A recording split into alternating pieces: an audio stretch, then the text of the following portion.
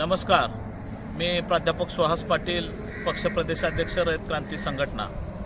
काल राज्याचे उपमुख्यमंत्री अजितदादा पवार साहेब टेंभुर्णीला एका हॉस्पिटलच्या उद्घाटनाच्या निमित्ताने आले होते आणि मीही त्या कार्यक्रमास जात असताना मलाही वाटलं की या सोलापूर जिल्ह्यातील शेतकऱ्यांच्या वतीनं आज उपमुख्यमंत्री महोदयांना एक निवेदन द्यायचं आणि मी व्यासपीठावर अजितदादांकडे निवेदन घेऊन गेलो आणि निवेदनावर दादा आणि माझ्यामध्ये खूप चांगल्या पद्धतीने संवाद झाला। निवेदनामध्ये प्रमुख शेतकऱ्यांच्या 4 मागण्या होत्या की या सोलापूर जिल्ह्यामध्ये ऊस कारखानदारी सारखं क्षेत्र महाराष्ट्रात कुठेही नाही आणि असं असताना हंगाम बंद होऊन सुद्धा 2 महिने झालं तरी सुद्धा ऊस उत्पादक शेतकऱ्यांना आजपर्यंत बहुतांश साखर कारखान्यांनी पैसे दिलेले नाहीत। जवळजवळ 200 कोटी रुपये ऊस बिल शेतकऱ्यांचं थकीत झालेलं आहे। या बाबतीत चर्चा करत असताना मी दादांना ही पहिली मागणी सांगितली। त्यावेळेस दादांनी त्यांच्या स्वतःच्या मिस्किली ट्यूनमध्ये मला डायरेक्ट विचारलं की तुम्हाला ऊस कोणी लावायला सांगितलं। दादांना म्हणलं की दादा ऊस आम्ही लावला, पण शेवटी आम्ही ग्राहक आहोत आणि दुकानदार हे कारखानदार आहेत आणि कारखानदार हे लोकप्रतिनिधीच आहेत। त्यावेळेस सुद्धा दादांनी सांगितलं की लोकप्रतिनिधी म्हणजे तुम्ही निवडून दिले म्हणूनच लोकप्रतिनिधी आहेत ना। दादांच्या ह्या संवादातून सारखा हास्याचे फवारे उमटत होते। खरंय दादा की आम्ही त्यांना मतं दिली लोकप्रतिनिधी म्हणून, पण लोकप्रतिनिधीच्या सुद्धा जबाबदारी आहे की आपण शेतकऱ्यांची पहिली थकीत देणी दिली पाहिजे, परंतु हे होताना दिसत नाही। त्याच पद्धतीनं मी दुसरी पण एक गोष्ट सांगितली की उजनी एवढं 110% भरलेलं असताना आज 25 एप्रिलला आज उजनी मायनसमध्ये झालेलं आहे। म्हणजे या सोलापूर जिल्ह्यातल्या लोकप्रतिनिधी उजनीच्या पाण्यावर डल्ला मारण्याचं काम करतात। हम करो सो कायदा अशी ह्या उजनी धरणाच्या पाण्याची अवस्था आहे।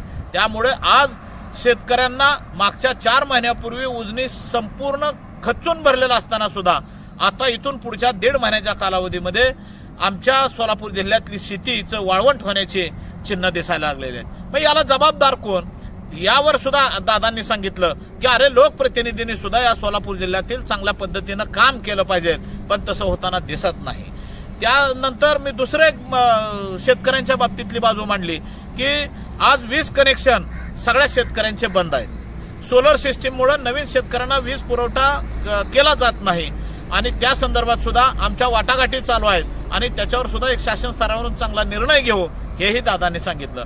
असं दादा सांगत असतानाच माझा आणि दादांमध्ये खूप चांगल्या पद्धतीनं काल संवाद झाला आणि एक महायुतीचा घटक पक्ष म्हणून रयत क्रांती संघटनेला सदाभाऊ खोत साहेबांच्या नेतृत्वाखाली आमच्या शेतकऱ्यांचे प्रश्न आज अजितदादांनी आमचे समजावून घेतले आणि त्या प्रश्नांना वाचा फोडण्यासाठी आम्ही कायमस्वरूपी दादा तुमच्याबरोबर आम्ही आहोत। आणि त्याच अनुषंगाने दादांनी स्वतःच्या भाषणातून सुद्धा लोकप्रतिनिधींना उजनीच्या पाण्याच्या बाबतीतलं चांगलं नियोजन करा असा खडसावून सल्ला सुद्धा दिला। हे सुद्धा दादांच्या बाबतीतलं सुद्धा एक स्पष्ट वक्तेपणा मला काल जाणवला आणि अशा ह्या नेत्याबरोबर संवाद करण्याचं भाग्य मला काल लाभलं। आणि मी एकच सांगू इच्छितो की आज या सोलापूर जिल्ह्यामध्ये जे ऊसाची थकीत बिलं आहेत ते कारखानदारांनी लवकरात लवकर द्यावेत, अन्यथा मी दादांच्या कालच्या चर्चेत सुद्धा त्यांच्यावर ज्या कारखान्यांनी थकीत ऊस बिल दिलेली नाहीत त्यांच्यावर फौजदारी गुन्हे दाखल करा। मी स्वतः ऊस दर नियंत्रण मंडळामध्ये काम करतोय हे ऐकल्यानंतर मात्र दादांनी सांगितलं की तुमच्या ऊस दर नियंत्रण मंडळाच्या बैठकीमधून हे पुढे येऊ द्या आमच्या मंत्रालय स्तरावर, आम्ही बघू त्यावर निर्णय घेऊ असा आशावाद दादांनी व्यक्त केला।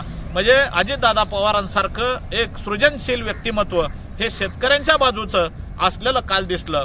कर्जमाफीच्या बाबतीत सुद्धा मी माझ्या निवेदनात स्पष्टपणे उल्लेख केलेला आहे। दादा मी तुम्हाला सुद्धा आवर्जून विनंती करेन की या महाराष्ट्रातला शेतकरी हा कर्जमुक्त करा, हे आपलं पहिलं ब्रीदवाक्य होतं आणि त्याप्रमाणे आपण वागावं एवढंच मी आपणाकडून आशावाद व्यक्त करतो आणि मी इथंच थांबतो। धन्यवाद।